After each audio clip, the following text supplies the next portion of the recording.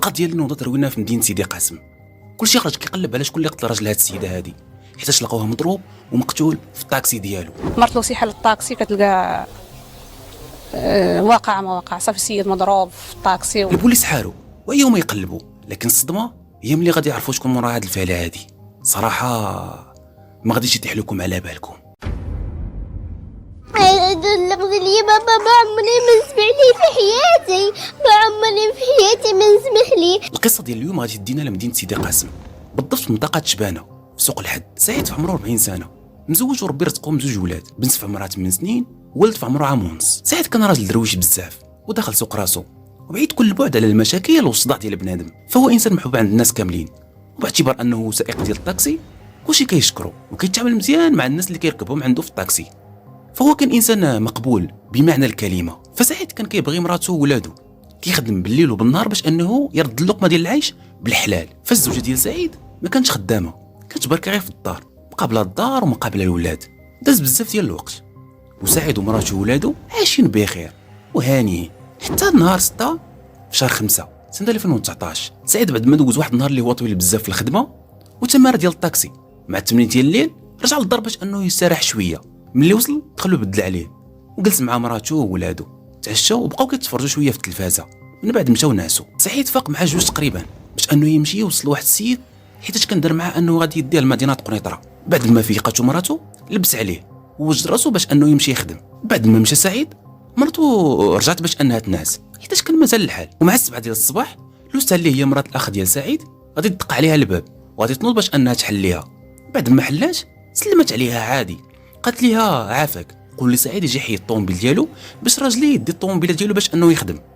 انا مرات سعيد قالت ليها راه سعيد ما كاينش، مشى مسافر للقنيطره باش انه يوصل واحد الراجل. مرات لوسها قالت ليها لا راه الطوموبيل ديالو مازال كاينه هنايا. او كيفاش مازال الطوموبيله في بلاصتها؟ راه راجلي مشى للقنيطره. يلا نشوفوا شنو كتقولي انت دابا. مشاو باش انه يشوفوا الطوموبيل. ملي قربوا ليها بان لهم الدم كيقطر من الطاكسي. مرات سعيد صدمات، ما قدرش انها تكمل المشيه، تشوكات في بلاصتها. مرات لوسها زعمات مع يلا حلات الباب ديال الطاكسي اللوراني.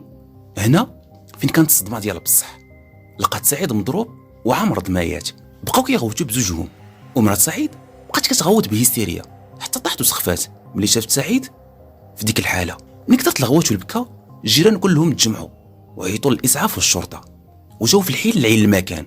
بغاو يهزوا سعيد باش انه يعتقوه دغيا، ولكن مع الاسف لقاوه توفى الله يرحمه. البوليس ذوقوا البلاصه اللي وقعت فيها الفاجعه وبداو الخدمه ديالهم. قلبوا سعيد ولقاو البسطام ديالو مسروق وحتى الراديو ديال الطاكسي مسروق. فاخذوا سعيد لمركز الطب الشرعي باش انهم يعرفوا شنو هو السبب الحقيقي اللي ادى للوفاه ديالو. وهنا فين غادي يبداو يقلبوا على مول الفعله، شكون صفاها ليه وعلاش صفاها ليه. بلاتي غادي نعرفوا هادشي كاملين.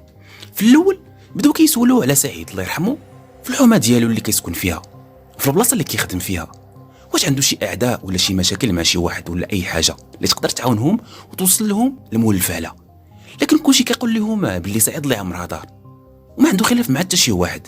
المحققين ملي سمعوا الاقوال ديال هاد الناس كاملين اكدوا باللي الجريمه وقعت بسبب غرض السرقه، حيت البسطام تسرق والراديو ديال الطوموبيل حتى هو تسرق. انا في المحققين غادي يسولوا مرات سعيد علاش خرج في ديك الوقيته. قالت ليه باللي كان متفق مع واحد السيد انه غادي يديه لمدينه قنيطره، والمحققين ضروري خاصهم يوصلوا لذاك السيد حيت هو المشتبه به الوحيد اللي عندهم. وفعلا لقاو داك السيد مشى لمدينه قنيطره، استدعوه وبداو معاه التحقيق فيما يخص هذه القضيه هذه. سولوه قالوا ليه شنو وقع في ديك الليله بالضبط.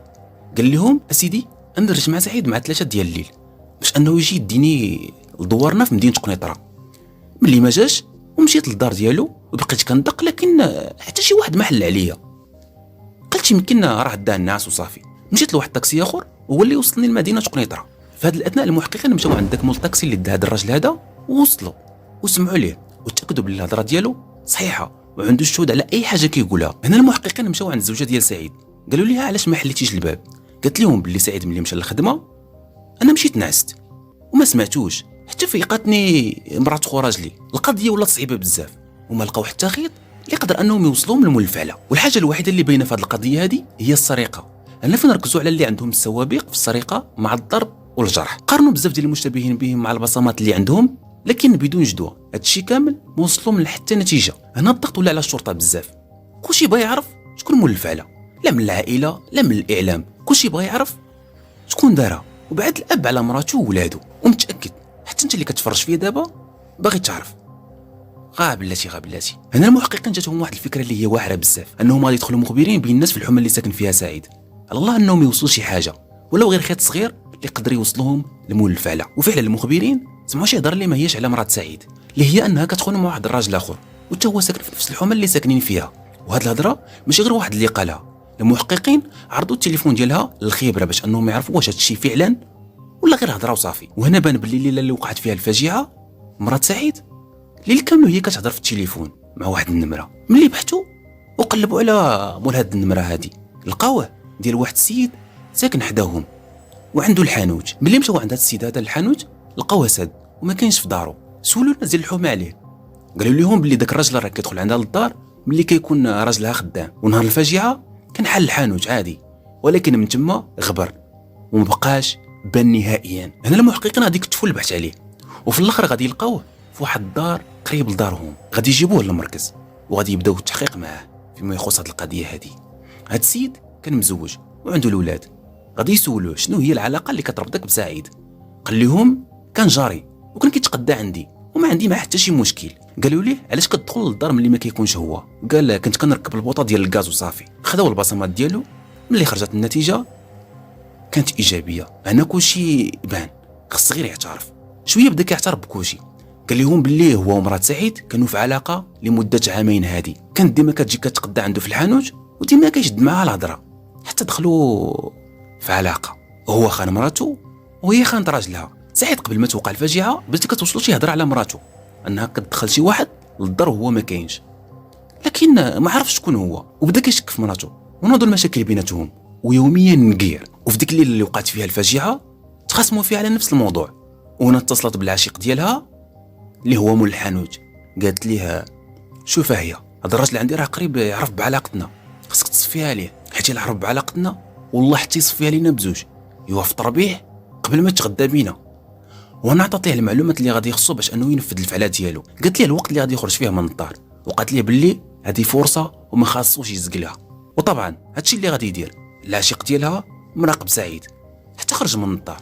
وملي خرج سعيد وصل عند الطاكسي ديالو، ملي تحنى باش انه يشوف شي حاجه تحت الطاكسي ضربوا بالعصا لراسو وبقى كيضربوا حتى مات. هزوه حطوه في الطاكسي وسرق ليه البسطام والراديو ديال الطاكسي باش الشرطه تقول بلي هاد الفعله هادي وقعت بدافع السرقه، وداكشي اللي سرقوه داو رماه في واحد البلاصه ورجع لدارو.